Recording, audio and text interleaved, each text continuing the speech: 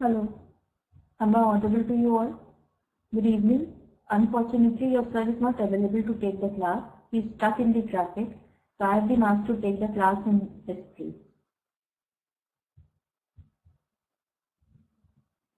Okay, is that fine? It's weekend time here, so the traffic is also very much. That is the reason why he is not able to make it on time. Alright, so good evening everybody. Welcome to the class of Marketing Management.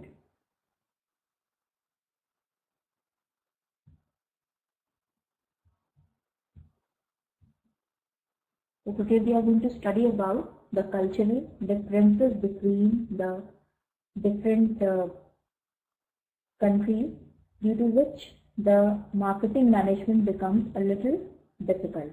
Okay, so we are going to study about that. So that's fine. We'll be starting with that. Do you think like a product which is doing well, or an advertisement line which is which is a big success in one country, is definitely going to hit the other country as well? Do you think so?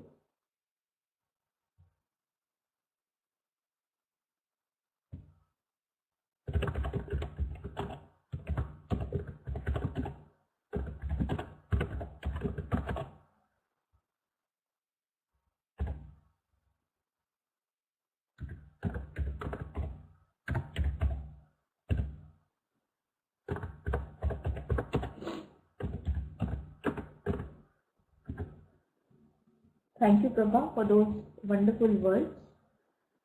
Thank you so much.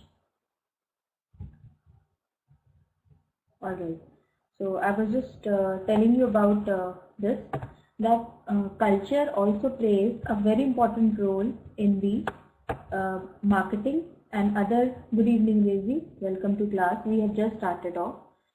So the sir is not able to take the class because he is stuck in the traffic. He is not able to make it on time. So instead of starting the class late, it's better that we just start off. Okay. So culture is, what is culture? Culture means the value and tradition which is prevalent in any part of the world. That is the culture. So every country has its own culture, and to make it more complicated, the countries have subculture as well. Like if I talk about India, in India there are many states, more than 25 states, and every state has its own culture. They have their own dialect. Dialect is the local language. Good evening, Joy. They have their own dialect. Dialect is the local language. So that local language is really, the local thing is really influencing the minds of the people. Okay. So we all know what is culture. So when we talk about trading at an international level, then the mindset of the people, the culture in which they have been brought up, they have been reared, that is very much different from, it varies from country to country, region to region actually. So we need to take into consideration the cultural practices that are prevalent in any country where we are intending to carry on with our business. Okay. So these are the various elements of cultural differences. These are the various things which influences the cultural scenario in different countries. Some of the aspects of culture. So the first is the value and attitudes. So value and attitudes vary between the nations and even vary within nations. So if you are planning to take a product or service overseas, make sure that you have a good grasp of the locality before you enter the market. This is very important. Okay. Like, do you think, if I say the international brand like LG, they comes up with a new air conditioner, a 5-star rated air conditioner. So 5-star rated air conditioner. Okay. So they have targeted two markets. Okay, Prabha. All right. So that is, I can say that is an advantage for you. You will be able to grasp very quickly, isn't it? It was about cultural. All right. Okay. So I was just telling you about the. Just see, I got distracted by that point. Yeah, LG, if suppose the LG company comes up with a 5-star rated AC, and the target markets LG is looking for is the Middle East, and the other is Russia. Now, what do you think? Will it be a success? Middle East and Russia. Will it yield good results?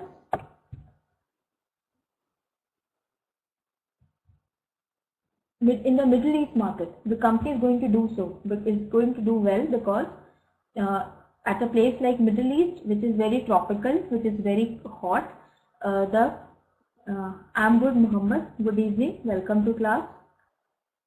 So in a country like Middle East, this is going to click because having an air conditioner is not a luxury, it is a necessity over there, isn't it? It's like a necessity. As in India, we have cooler in every home. Similarly, in Middle East, there is air conditioner everywhere. That is the necessity. So the Middle East, the company will do good. But what about Russia? Will it get favorable results in Russia?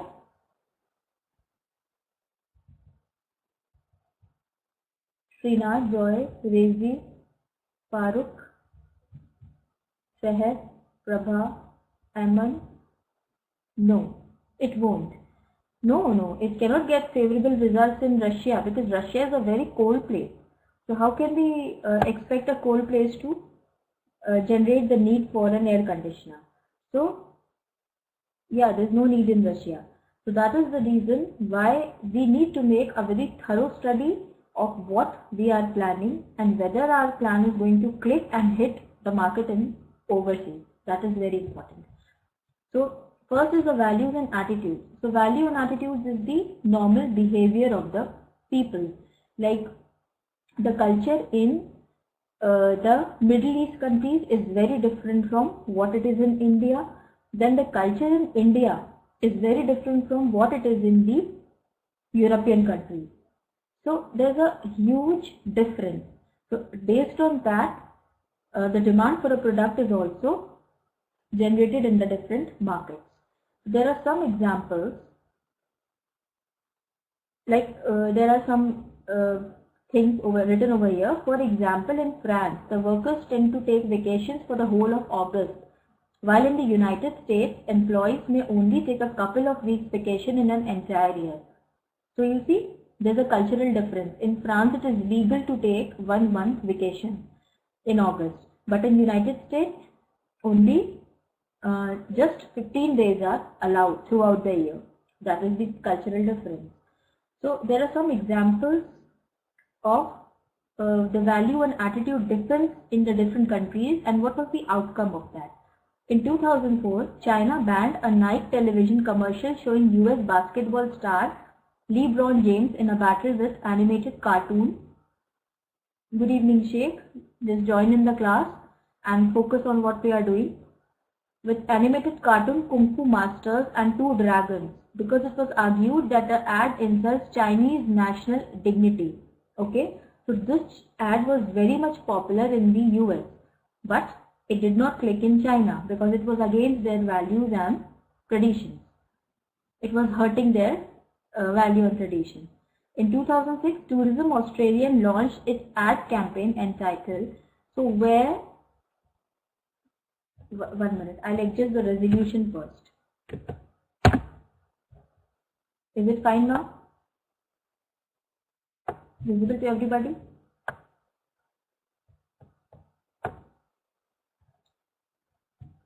Okay.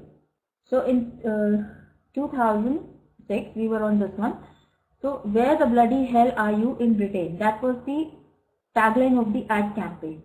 Okay, but this was banned. This was banned because in this advertisement there were features of the standard icons of Australia, such as beaches, deserts, coral reefs, and Opera House, Sydney Harbour Bridge. The traditional things were shown, and the commentary was this. So this ad was banned in.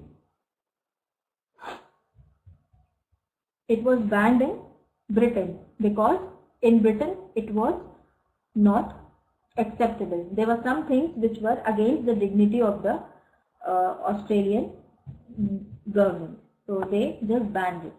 Okay. Now the next point is education. So the level of education and the nature of education is very different in different countries. In some countries, elementary education is not important, but in some countries, elementary education is very important. At most of the places, it is important, but the level of elementary education is different. Like in some places, it is just till 5th standard. In some places, it is till 8th standard. In some places, it is till 10th standard. So again, there is a difference of culture. So, for example, in countries with low literacy levels, advertisers would avoid communications which depend upon written copy and would favor radio advertising with an audio message or visual media such as billboards. The labeling of products may also be an issue. It should be in a very, if the people are like not very educated, we cannot go for a very complicated advertisement. It has to be very simple. Okay. There are some examples. In the People's Republic of China, a nationwide system of public education is in place, which includes primary schools, middle schools, and universities. So 9 years of education is compulsory for all Chinese students. Okay, but in India, it is not so. In Finland, the school attendance is compulsory between the ages of 7 and 16. The first 9 years of education are compulsory and the pupils go to the local school. So the education after primary school is divided to the vocational and academic systems. So like this is the cultural difference of education in different countries. The third example is of Uganda. Okay, Uganda, and the details are given.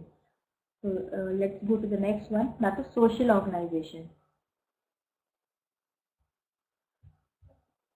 So how a society is organized, that is also one important factor that affects the mindset of the people, and this mindset this effect to the mindset influences the consumption pattern, and consumption pattern decides the demand for a particular product.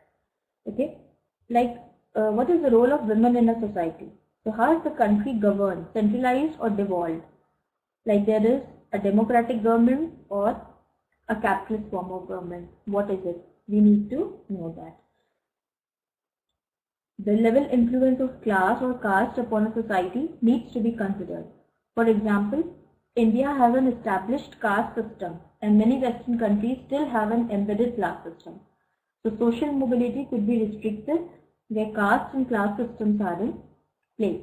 So whether or not there are strong trade unions will impact upon management decisions if you employ local workers.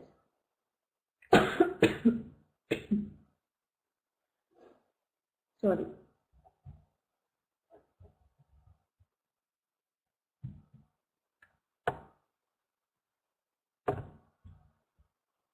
Then technology and material culture. So technology is the term that includes many elements, means the basic technology that we are using, the things which we use to make our life easy. So how much is the level of that? That also influences the consumption pattern of people in a country. It includes the questions such as, is there energy or power to produce, to power our products? Like if we are going for the sale of mobile phone in African countries, do you think the sale of smartphone in Kenya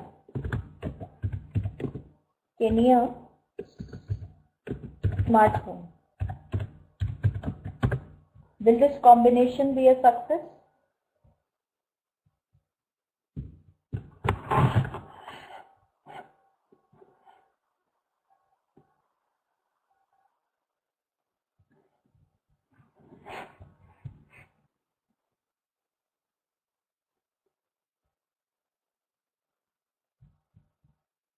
I'm waiting for the answer, dear. Will this be a success? Nokia company decides to launch smartphone in Kenya. Not much.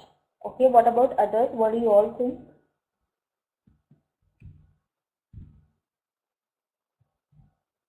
Akia, Mohammed Tariq, Kelvin, Ayman,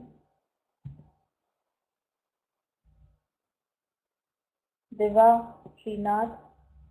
Okay, Deva has given the answer. Rizi, Farooq, Seher, Sheikh Mohammed.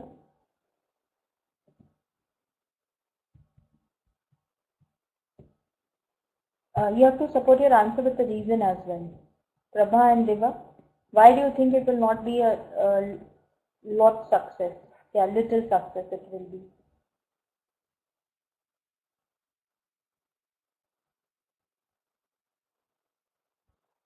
Yeah, it will not be a success because the people are not so educated and at the same time they don't have the resources to buy a smartphone. Kenya is a very, very downtrodden country. It's a very poor country.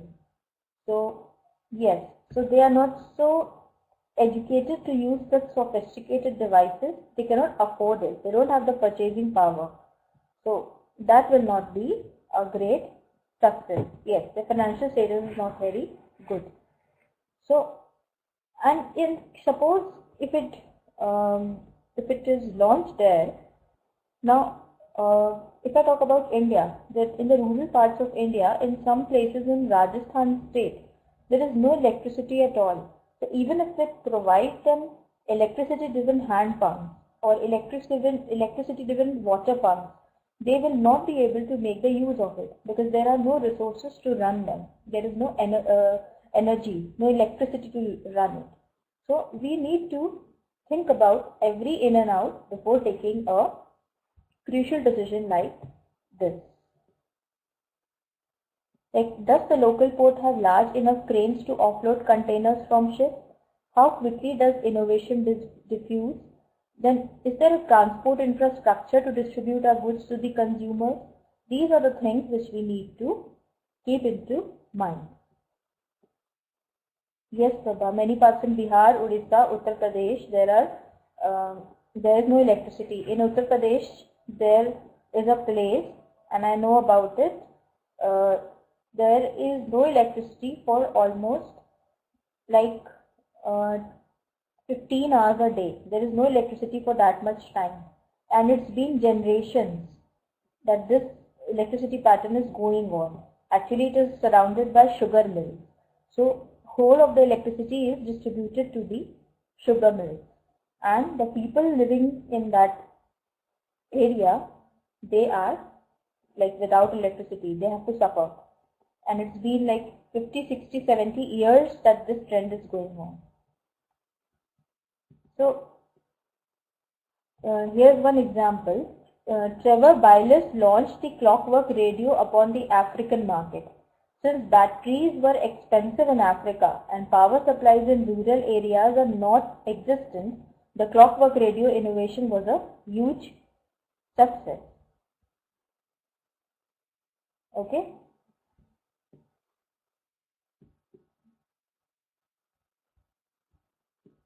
Is it written correct? Do you think so? Will it be a success?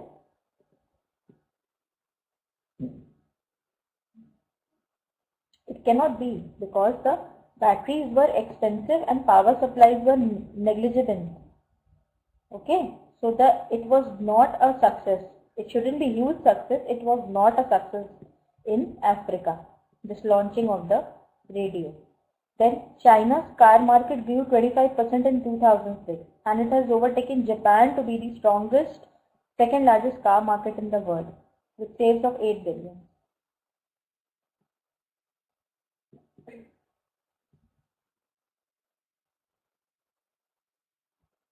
So with just 6 car owners per 100, compared with 90% car ownership in US and 80% in UK, the potential for growth in Chinese market is immense.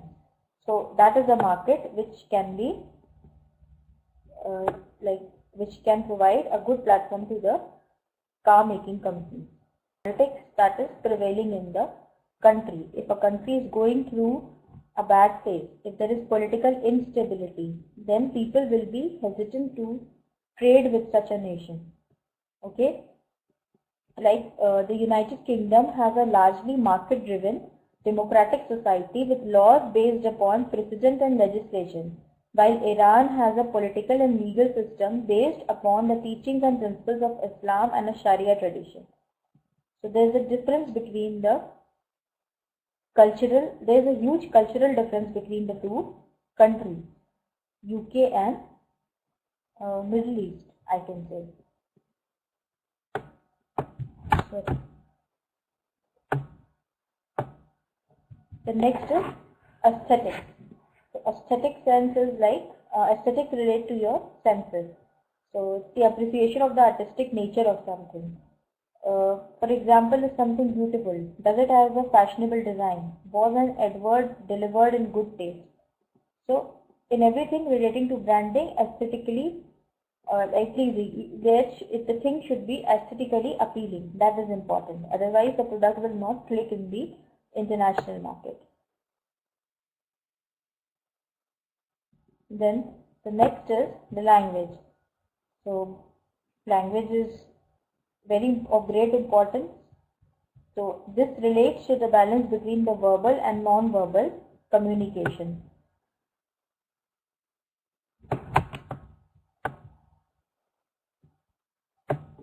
So you can see there are different aspects to the culture of any country, and all of them should be considered when we are thinking about our business dealings with them.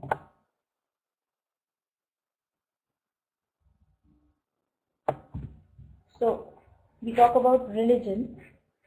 So nature and complexity of the different religions in an international market could encounter is it's pretty diverse. The example is in China in 2007, which was the year of pig.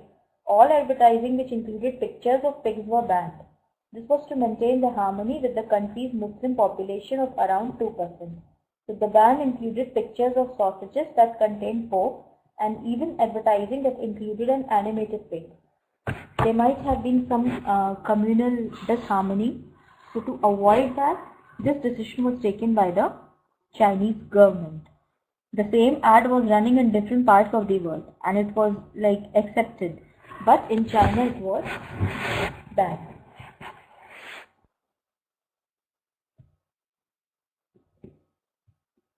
So in 2005, France Catholic Church won a court injunction to ban a clothing advertisement based upon Leonardo da Vinci's Christ Last Supper.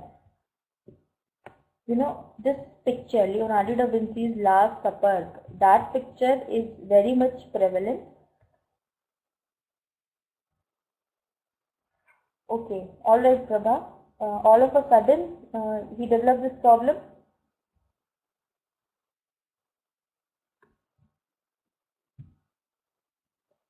Okay, fine. Alright, no issue. So we are done with this cultural. Now I'll take you to an interesting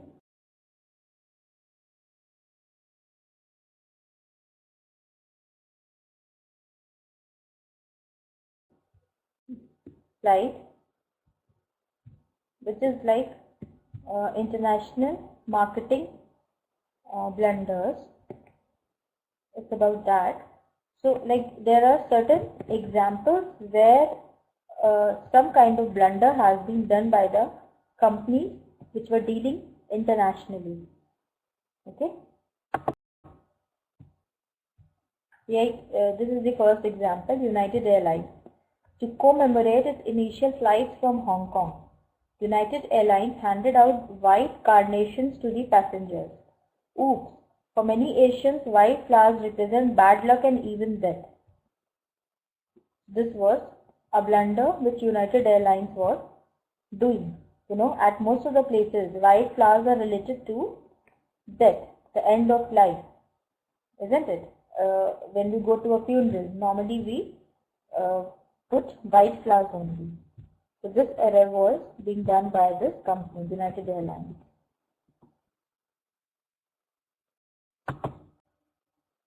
Then Thai Eyeglass Company. So this company advertised eyeglasses in Thailand by featuring a variety of cute animals wearing glasses. You can see in the picture. The advertisement was a poor choice since animals are considered to be a form of low life and no self-respecting. It is so in most of the parts of the world. So what was the factor over here? The reason for the company's failure in Thailand was they misjudged the social customs of Thailand. In Thailand, the animals are not given much importance.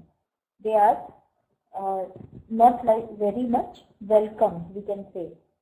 They are a part of the life, but they are not very welcome. So this company was a failure there because their ad line had a defect in it.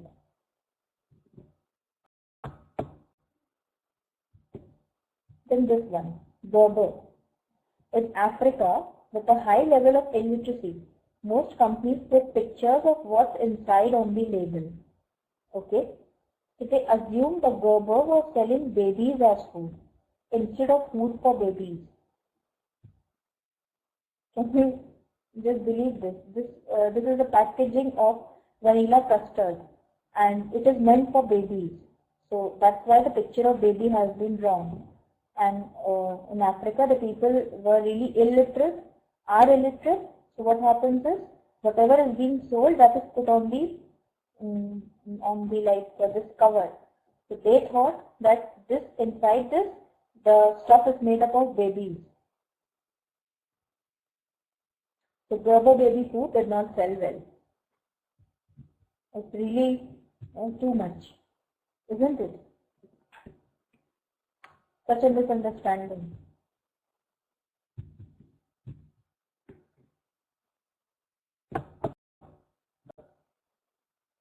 Okay. Then Schweppes. Schweppes expanding into the Italian market translated tonic water into water from the toilet. Like there, they wrote tonic water. So like this tonic water, it may have a different inference in Italy. For Italy, Italian people, tonic water means water from the toilet. So this is what they thought of. And the product was a failure. So this is something really funny.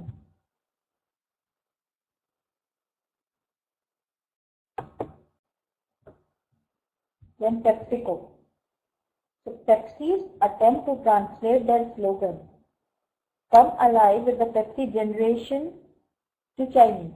This was the tagline. This was the tagline they were using in US market. Come alive with the Pepsi generation at the very beginning.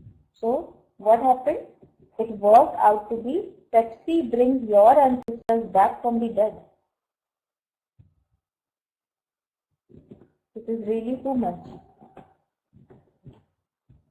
Come alive with the Pepsi generation, and this is what the Chinese interpreted it to be. So this became a miraculous drink for them. They might have thought that they could bring their ancestors back to life.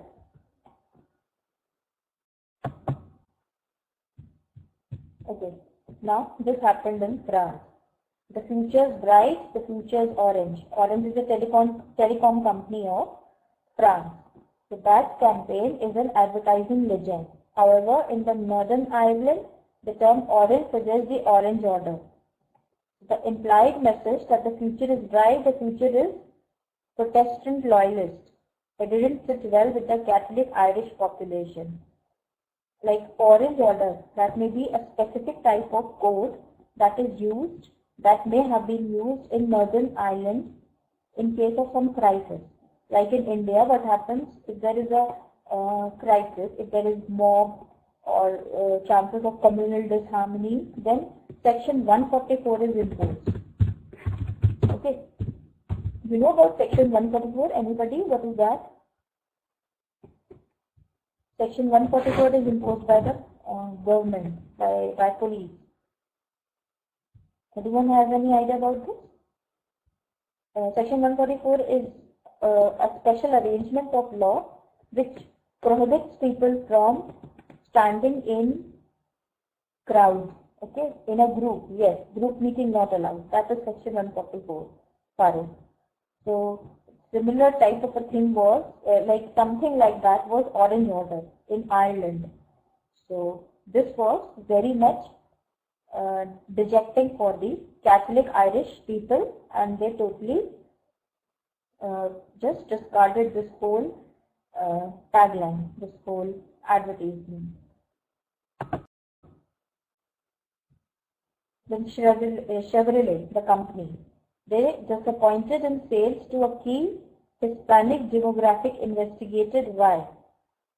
Nova in Spanish is Nova, I won't go. Okay, they launched a car in the name of Chevrolet Nova, and this Nova meant it won't go. So obviously no one will buy such a car. If it's not ready to move, why will people invest money in it? It's a wastage. So that is what happened with this company. They should have changed the name of the model, isn't it, to make a success? Then Salem cigarettes. So the American slogan for Salem cigarettes, Salem, feeling free, got translated in the Japanese market into, when you smoking Salem, you feel so refreshed that your mind seems to be free and empty. It means you become little insane. You turn out of your senses once you drink this Salem cigarette. So that is very unlikely to be accepted by the people, isn't it? Now, can any one of you give me any example of a similar type of advertisement which created some kind of mishappening?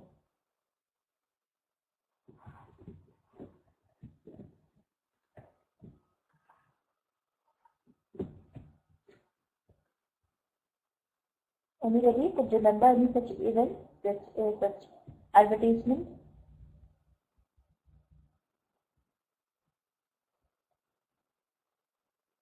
No one?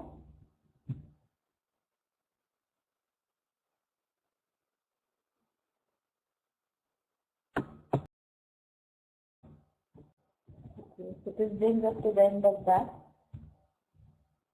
So we are done with that.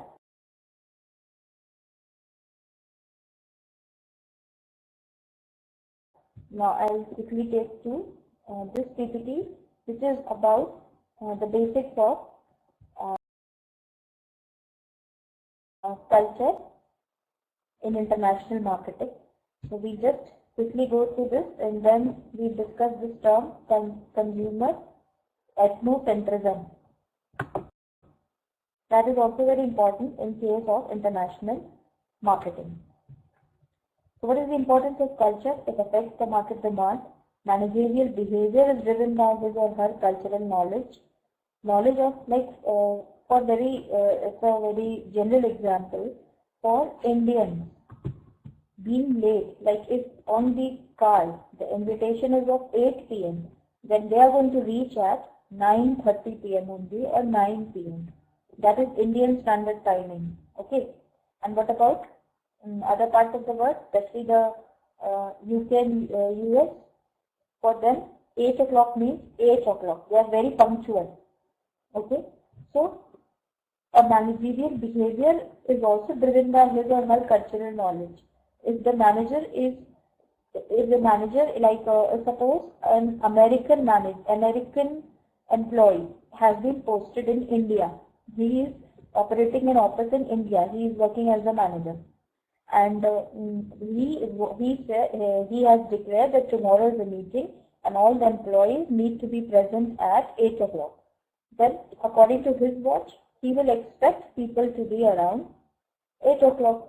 But as per Indian practice, the people will reach around 9 o'clock.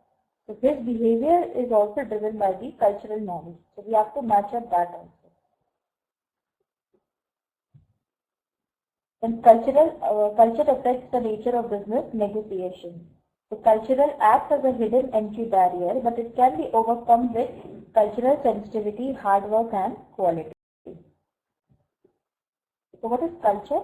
It is the underlying value framework that guides an individual's behavior. It is reflective perceptions, social interactions, and business interactions. So culture guides the selection of appropriate responses in social situations. The culture is a learned behavior. People learn do's and don'ts as they grow up.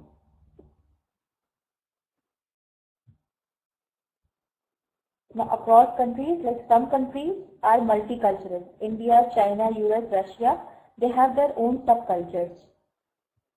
Especially India. There are North Indians, there are South Indians, there are Tamils, Telugus, Karnatakans, Kashmiris, Malayalis, and number of like cultural diversity is there.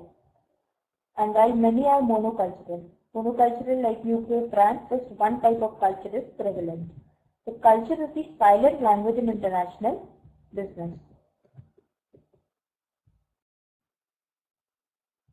So what is the need for cultural adaptation? Why do we need to do that? First is self-referencing, process by which one judges others' actions with reference to one's own native culture, usually right and wrong decisions. It often leads to wrong opinions and mistakes. Something that is right for us may be wrong for a person who has come from a different cultural background. So that is one reason. Then avoid self-referencing mistakes by cultural adaptation. Cultural adaptation is a learned skill and must be mastered by global managers. This we don't need to do. This also.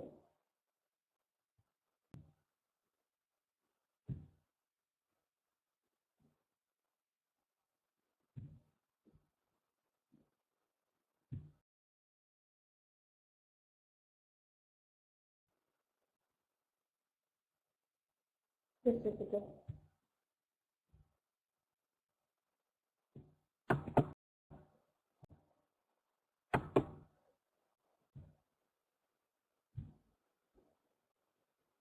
Okay, like according to this theory, quality is the key to succeed, but what quality means different things in different countries. In USA it means work. Japan is perfection. Germany, it's made according to the standard. For France it is luxury. For India it is reliable. So every country is having its own perception of the word quality. So we need to match up with the perception of that particular country. The aim of business is same everywhere, but the way to do it varies across the countries. So global managers must be able to handle the cultural shock. Similar business situations in different countries does not imply similar opportunities. Example, Nestle in Africa. Like Nestle may be a big brand in US, it may be doing very well over there, but for African people, it is not a very good brand, it's not a very preferred one.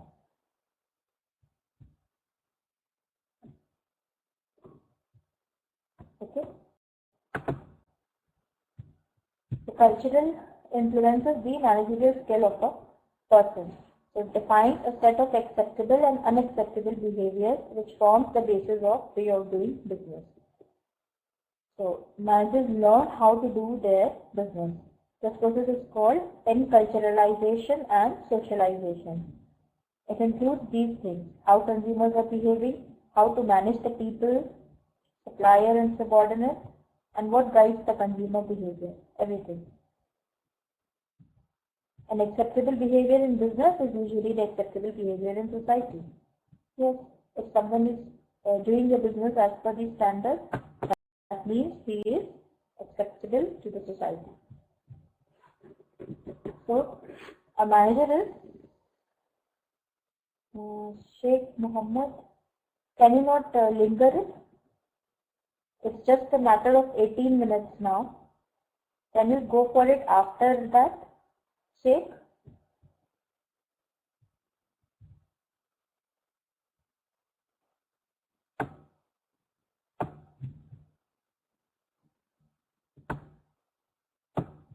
It's just 18 minutes more, okay? So you can just wait for that much time, I guess.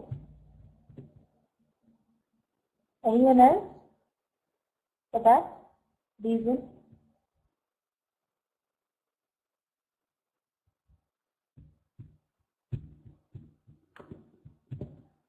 Okay. So a successful manager is the one who is good at acceptable behaviors and he avoids unacceptable behaviors. Means he should be very adaptable. He should be able to cope up with the new environment and new changes. Like lessons from the past managerial experiences in other countries has little value in other cultures. Okay, so that is no criteria that if you have been a very successful manager in US, you will do well in London also. No, it's not so.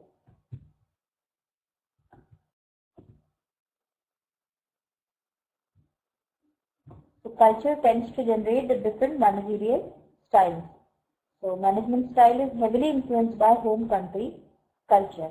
Like Japan, high context culture influences managers to read body language, while in US, a low context culture tends to ignore the body language.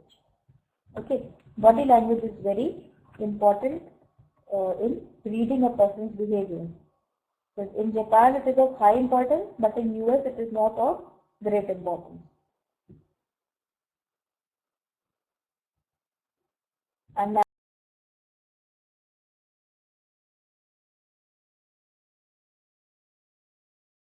managers should be trained to handle the different situations.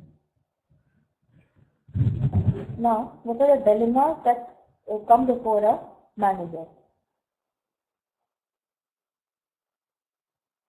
Universalism versus particularism.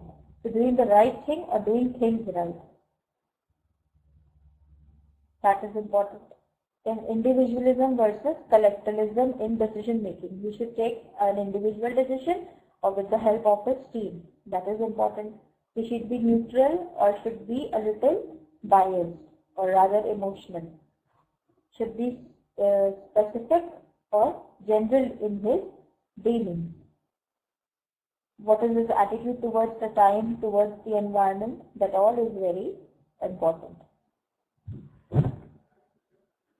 I'm sharing one incident with you. Once I went to Rishikesh.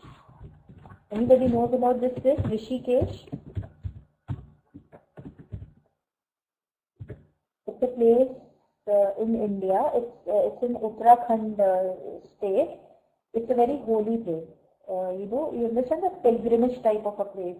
It is that type, and it is a place where River Ganga, the Ganges River, it is believed to be coming in a very pure form. It is believed to be flowing in a very pure form in Rishikesh. It's a place of scenic beauty, and it's a very great place to go. So I went there and I met a foreigner there. She was from this place. What was the name of that place? She was from Portugal. Okay.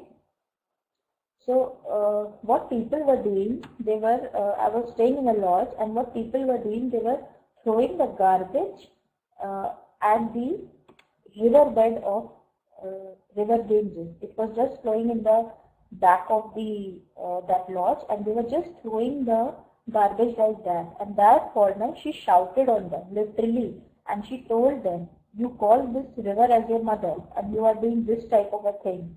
This is not acceptable. You shouldn't be doing this." So foreigner was scolding the Indians for their own thing. So this was really something that was very heart-touching to see. And like that created a sense of awareness in everybody who was standing there. It was a very great incident. So it was I can say a cultural adaptation of that foreigner, isn't it?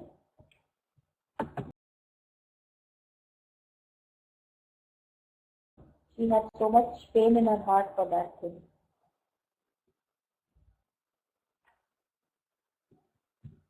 Then cultural negotiation. It's like how you establish your relationships with your suppliers, customers, distributors, and the partners. Like in some cultures, 10 a.m. means something in the morning, sometime in the morning. The actual time on the clock has little significance.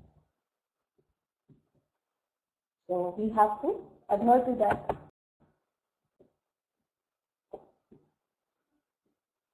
So cross-cultural negotiations, how that can be done?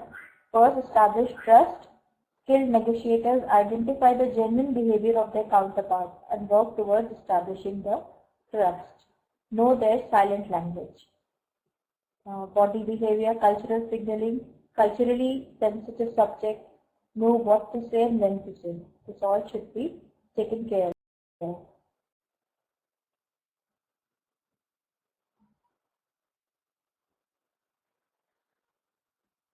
So this is something that we can just skip.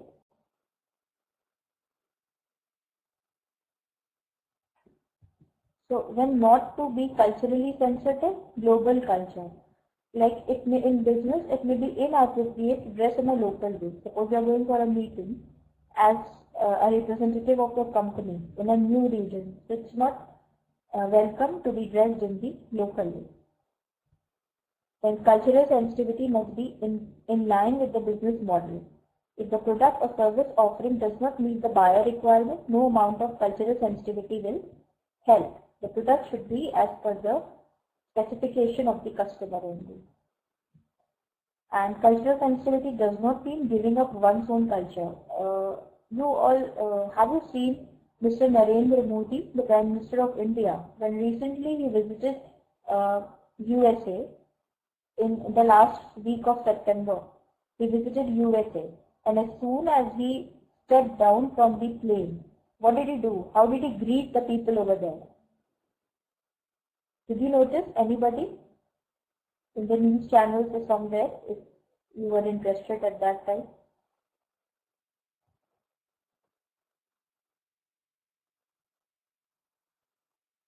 How he greeted the people in the foreign country, in US. Anyone noticed that?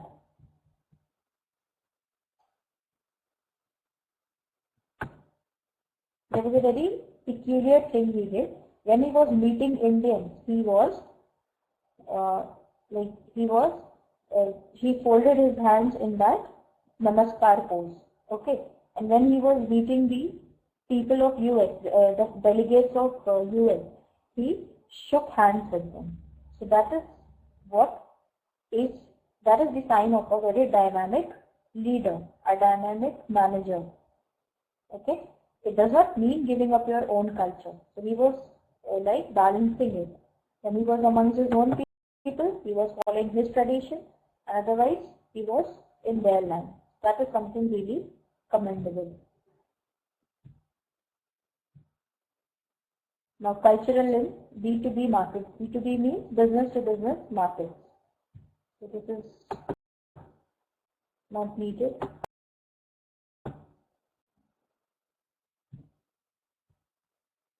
Now this is done. Now what I'll do is I'll take you to this topic, the last topic, that is consumer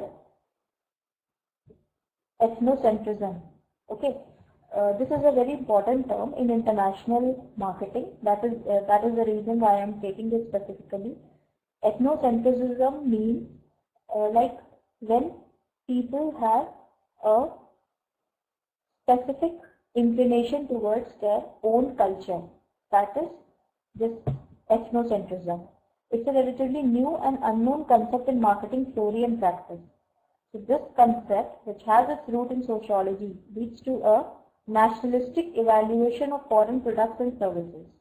Like what people have in their mind, they have it like a product that is manufactured in my own country is always better than what I am getting from abroad. So that is ethnocentrism. And international trade is greatly governed by this tendency of the consumer. So in view of the growing internationalization of services, consumer ethnocentrism may play an important role in the global marketplace. Ethnocentric consumers are reluctant to make use of services provided by the foreign company because of a sense of loyalty towards their home country. Every place, people have this feeling in their mind. So in turn, these consumer ethnocentric tendencies can lead to negative attitudes towards the foreign services. So one person, his name was Sharma, he conducted an experiment. He formulated and empirically tested a model which incorporated antecedents and moderating factors of consumer ethnocentricity in the product sector. Okay, he identified certain factors which he divided into 2 categories, and he did experiments on them. 4 social psychological antecedents of consumer ethnocentric tendencies were identified. So there were some psychological antecedents: openness to foreign culture, patriotism, conservatism, collectivism, and individualism. These were the 4 things. Then together with 4 demographic factors. Demographic means the general factor, which is the geographical factors, we can say. Age, gender, education, and income. So he made a model in which he compared the behavior of the consumer in international market on these parameters, and then he made certain conclusions, and the conclusion was that the consumers are ethnocentric in their approach for certain products, and for other products they are not so ethnocentric. They will prefer to buy the product of a foreign country. So in addition, 2 moderating factors on the relation between consumer ethnocentrism and attitudes towards foreign products were included in the model. So perceived necessity of the product and perceived economic threat of the foreign competition. This is what the consumers look at. What is like the necessity of the product to them? Is it really necessary to buy that product? Only then they are going to buy it. Then what is the possible threat of the foreign competition? What is the threat their company will face from the foreign company? So they make their decisions based on these parameters. If they are happy, only then they will, like if they are satisfied, only then they will make their purchases. Otherwise they will not buy the product of a foreign country. Alright, this is ethnocentrism. Did you get this point? What is ethnocentrism? You might get this question in the exam. What is ethnocentrism? What is its importance in international trade? What is its role in international trade? Everybody? Rezi says yes. What about others?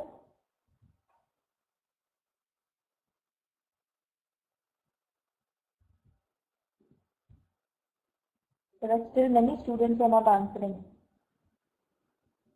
Okay.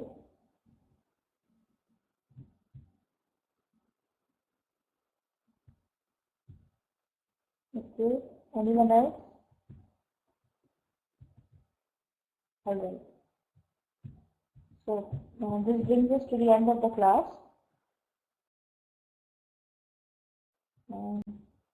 This is what we have done already.